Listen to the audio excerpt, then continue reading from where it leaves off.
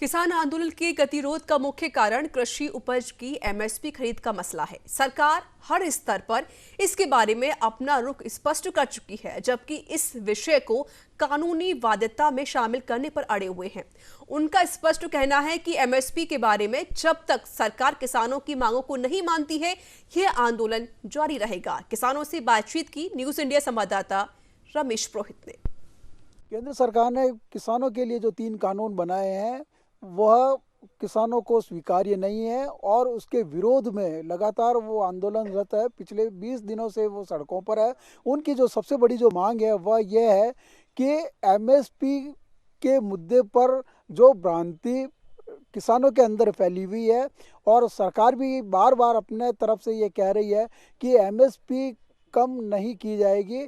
किस तरह से देखते हैं कि एमएसपी का जो एक बारे में जो किसानों के अंदर एक भ्रांति सी फैली हुई है, सरकार भी बार बार कह रही है कि एमएसपी से नीचे कोई खरीद नहीं होगी, लेकिन किसान इस बात को मानने को तैयार नहीं है और वो चाहते हैं कि इसे कानूनी रूप से जो है लिखित में दे दिया जाए। क्या कहना आपका?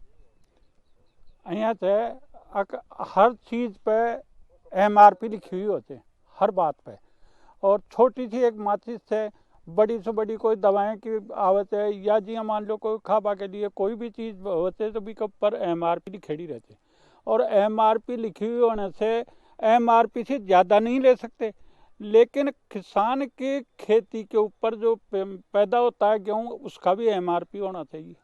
और एमआरपी जत्ता न लिखला या एमआरपी ने जत्ता कानून न बनावला, जत्ता किसान की कोई उपज ने जो पूंजीपति थे न ले लुआर आपके पारो जाला और फिर बेचला जब आपकी मन मर्जी से बेचला, इस वजह से हमें किसान नुकसान हो लो। के बारे में मैं ये कहना चाहूँगा, ये जो मुद्दा चल रहा है देश एक मुद्दा है।